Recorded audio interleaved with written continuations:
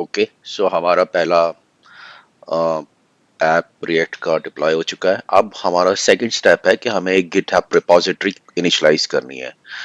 तो इसने कहा है कि यहाँ पे आप गिटहब में साइन करिए, आप एक न्यू रिपोजिटरी बनाइए और उसका नाम रखिए AI रेसिपी जनरेटर।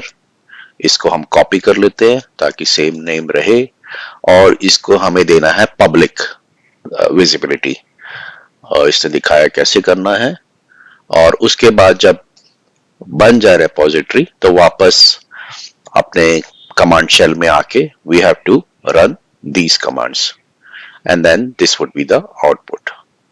तो हम ये करते हैं, हम पहले जाते हैं गिटहब में। ये मेरा गिटहब ऑलरेडी खुला हुआ है। यहाँ पे हम जाते हैं new repository and name and we see कि विजिबिलिटी इसकी पब्लिक है और क्रिएट।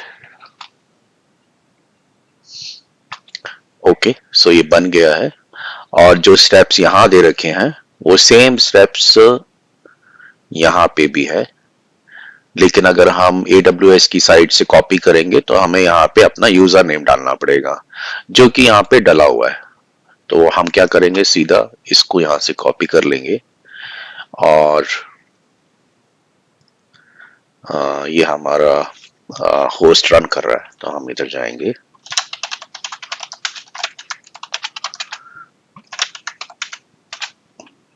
एंड ये जो कमांड्स है इनको बस कट एंड पेस्ट। कूल, तो ये हो गया नाउ। तो ये सब अब इसने बोला कि गिट कुछ मिसिंग है क्योंकि हमारा आउटपुट सेम नहीं है जैसे इसका आउटपुट है यहाँ। इनको अच्छा, यहाँ पे जो कमांड थी ना जिसको इग्नोर कर दिया था मैंने, इसमें ये गिट एड डॉट है यहाँ पे AWS की साइट में जो कि इधर नहीं था गिटहब की साइट में। तो इसको दोबारा करते हैं गिट डॉट एड, आप करते हैं git commit -m project initialized then git push origin main।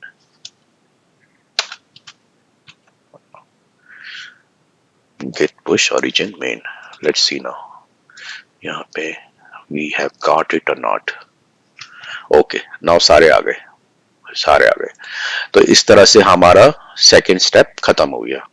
अब आते हैं थर्ड स्टेप में। थर्ड स्टेप में ये कह रहा है कि इंस्टॉल एम्पलीफाई, और इसमें ये जो कमांड दे रखी है इंस्टॉल करने की वो है npm create amplify @latest and prompt जो भी आएगा उसको यस करना है, ऑटोमेटिकली वो यस कर देगा।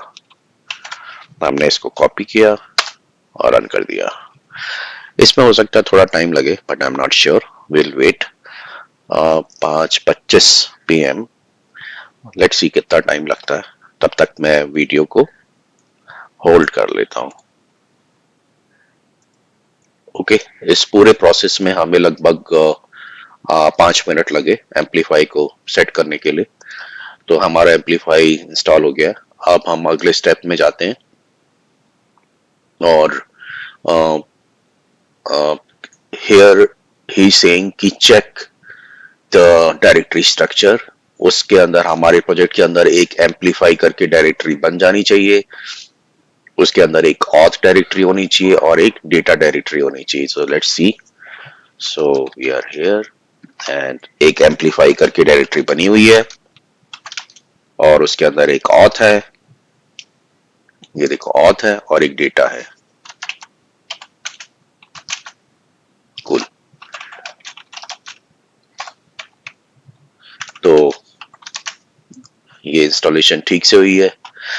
अब step number 4, deploy your app with AWS Amplify। तो पहले आपको क्या करना है, इसके लिए AWS मैनेजमेंट कंसोल में लॉग इन करना है। उसके बाद क्रिएट न्यू ऐप को क्लिक करना है और फिर गिटहब को क्लिक करना है and then we have to authenticate with GitHub and then पूरा ये करने के बाद we will review our changes and then save and deploy. So let's do that one by one.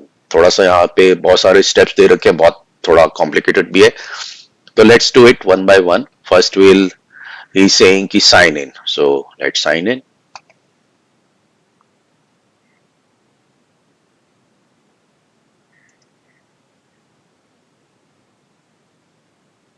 Okay, so sign in, choose create new app.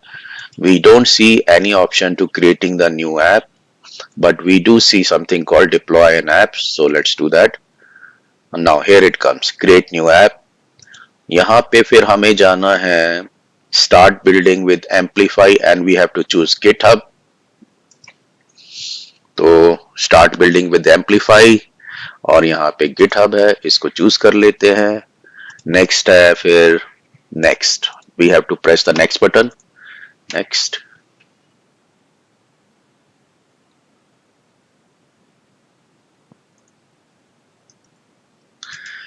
तो ये basically यहाँ पे मांग रहा है कि जो AWS एम्पलीफाई की एप्लीकेशन हम इंस्टॉल करने वाले हैं उसको हमारे कोड का एक्सेस चाहिए जो अभी हमने गिटहब में होस्ट किया है. तो उसको उसके लिए ऑथराइजेशन है स्क्रीन जिसमें हमें कंफर्म करना है कि हाँ ये जो AWS एम्पलीफाई की एप्लीकेशन है उसको हम AI रेसिपी जनरेटर जो हमने गिटहब में डाला था उसका एक्सेस देते हैं. और वो क्या करेगा, यहाँ पे राइट एक्सेस लेगा, रीड करेगा, रीड एंड राइट दोनों सब कुछ कर सकता है वो भी इसमें. सो अगर आपके गिटहब में बहुत सारे प्रोजेक्ट्स हैं और रेपोजिटरीज हैं, जस्ट मेक श्योर कि आप बस इसी प्रोजेक्ट में दें और किसी दूसरे प्रोजेक्ट में ना दें. तो इंस्टॉल एंड ऑथराइज.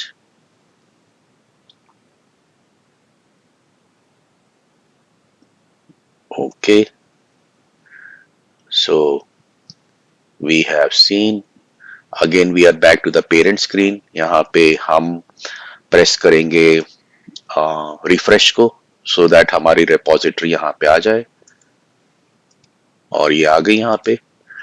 अब हम कहेंगे branch is main, that is okay.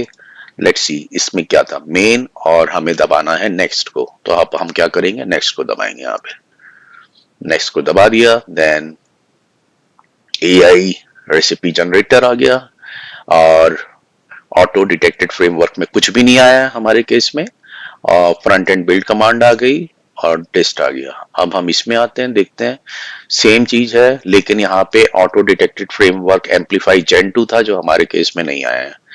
Let's see, we will still continue and we will see कि क्या होता है, क्योंकि कई बार ये ट्यूटोरियल थोड़े से आउट ऑफ डेट होते हैं. तो एंड जो वेबसाइट है इनकी हो सकता है वन वर्जन अहेड हो. तो इसको हम नेक्स्ट करते हैं यहाँ पे और ये प्रीव्यू पेज आ गया AI recipe generator and advance setting में ये सब है.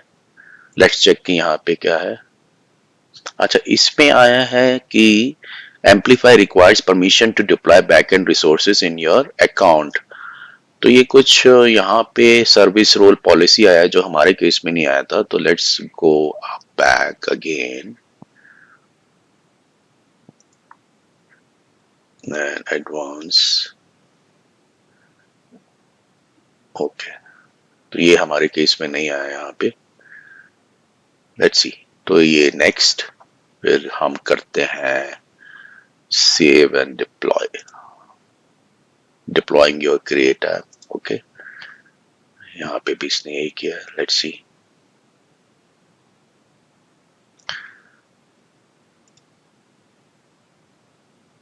Okay, so as per the tutorial, view your app. AWS Amplify, now build your source code and deploy your app at here. Something this. Okay, and on every git push, your deployment instance will be updated.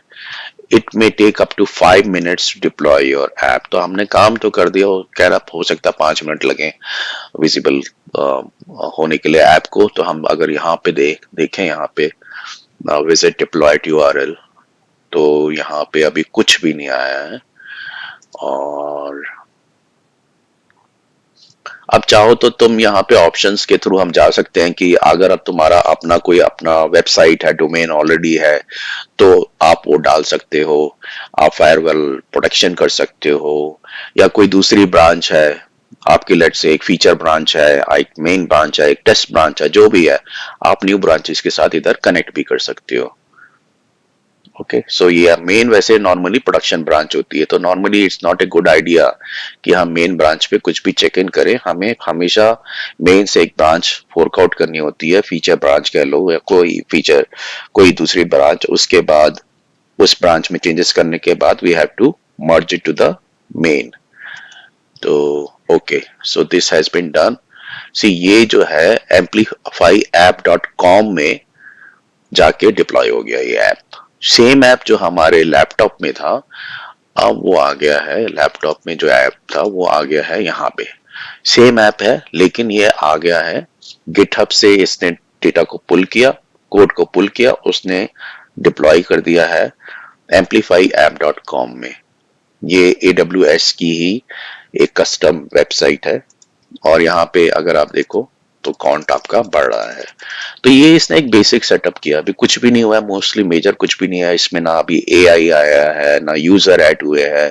कोई भी user आके इसको website को access कर सकता है। तो हमें क्या करना है कि ये देखना है जो भी यूजर आए वो ऑलरेडी ऑथोराइज्ड हो, उसको एक्सेस हो इस वेबसाइट की। तो अब हमें जो नेक्स्ट स्टेप करना चाहिए वो यूजर मैनेजमेंट का करना चाहिए। तो लेट्स सी क्या होता है। तो हमारा होस्ट वेबसाइट के में ये हमारा डिप्लॉय हो गया है। Now next step is to manage the users, और ये हम देखेंगे नेक्स्ट सेशन में। तो अभी हमारे पहला ही सेशन कंप्लीट हुआ है जिसमें हमने एक स्टैटिक वेबसाइट को अब डिप्लॉय किया है यहाँ पे। अब नेक्स्ट है कि हमें इसमें यूजर्स डालने हैं। Thank you.